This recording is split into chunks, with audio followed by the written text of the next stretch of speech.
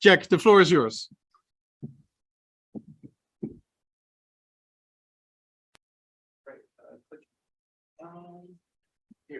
Great. Perfect. Okay. Hi, everyone. God, it's daunting up here.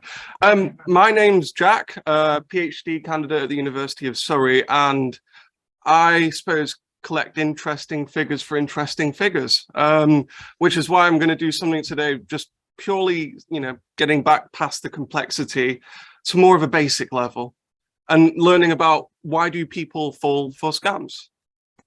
So this is effectively what we did last year. Last year's survey, we actually published, myself, Mark Button, Cassandra Cross, and Matthew Edwards.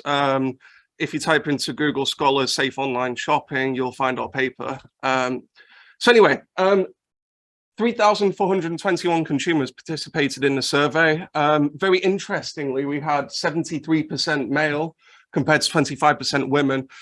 Consider as well that this is a skewed data set because it depends on, the kind of data that is being drawn into ScamAdviser. So if you've got things like, I don't know, escorting websites and lots of pornography going into the data set, probably you're going to find a lot of men there. I might consider that a clue. So relatively young people as well joined our survey. So 28 to 24 going downwards, all the good stuff's highlighted. Relatively educated people too.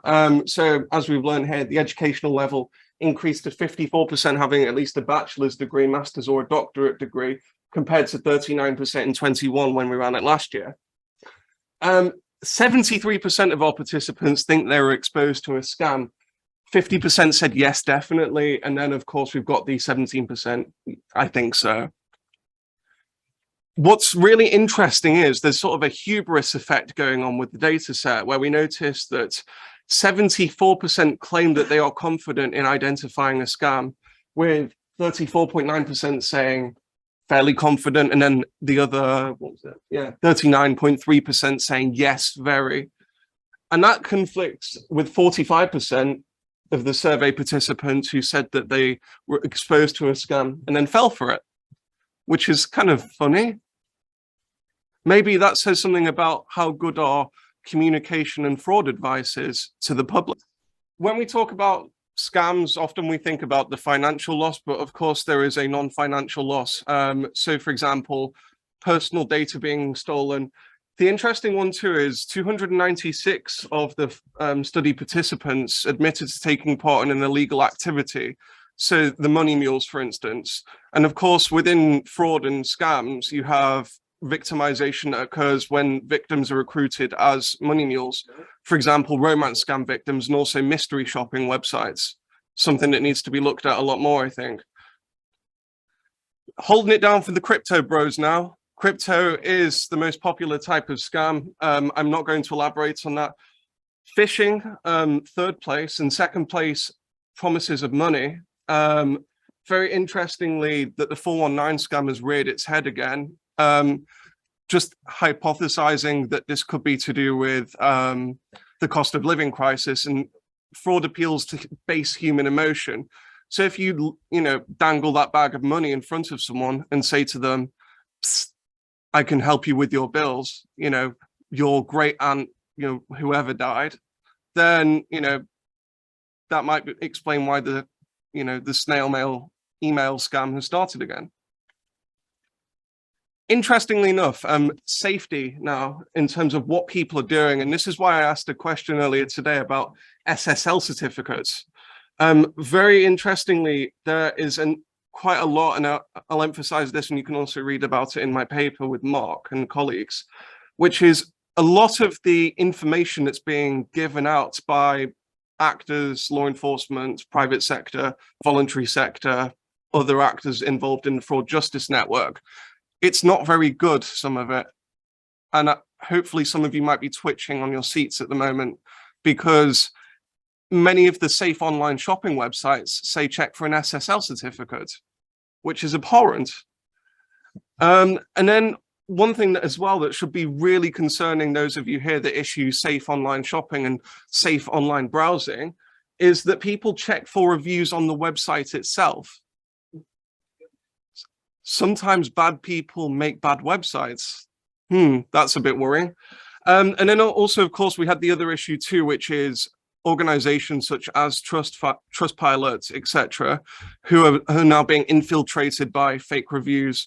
Sorry, ScamAdviser. So, however, it's not all bad news. And some of the techniques that are being used here are perfectly fine. But again, I feel like we can't have a, one size fits all piece of advice to give to people in terms of, safe online browsing, safe online shopping.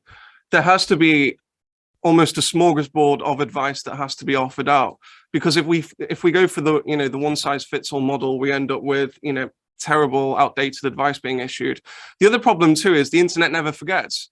So if some organization has issued advice in 2005, someone can actually find that online and think that is still relevant.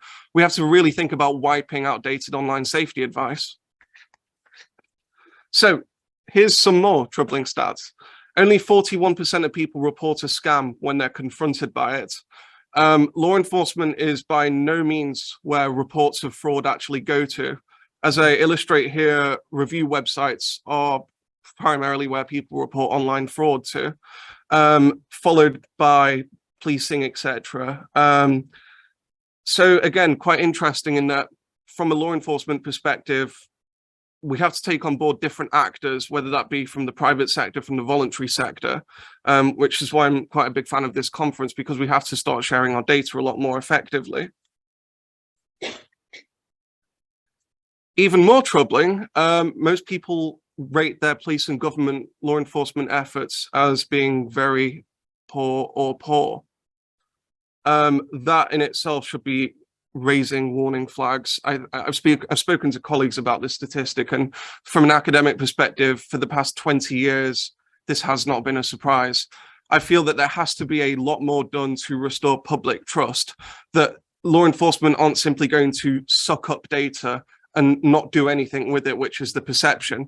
There actually has to be, public campaigns with us saying, here's how we use the data, here's what we're actually going to do with it. And, even doing so much as token prosecutions to actually, and bumping the profile of those to get the public back on board. Because if people don't feel empowered, they're not going to report the fraud to begin with. And we also have to consider too, that many frauds are so-called volume crimes in this day and age. People may be losing, 50, 70 euros on a product, for instance. And if you've got enough disposable income, you might think, what's the trouble in reporting it? Therefore, we have to be pushing people, regardless of the amount lost. It is worth reporting it. There is a value in inherently doing that. So just some, in summary, takeaway points here. 73% claim to have been exposed to a scam, crypto scams being the most popular. 74% claim that they can identify a scam, which conflicts with the 45% who were exposed to it. Many people use unreliable methods for checking websites that exist online that are potentially fraudulent. 3% state that they don't actually bother doing any checking at all. Online fraud remains vastly underreported. Huge amounts of effort needed to restore public trust and also convince people why they should report fraud to begin with. And finally, public perception of police and government efforts are low. So pretty depressing stuff, isn't it? Thank you very much for your time.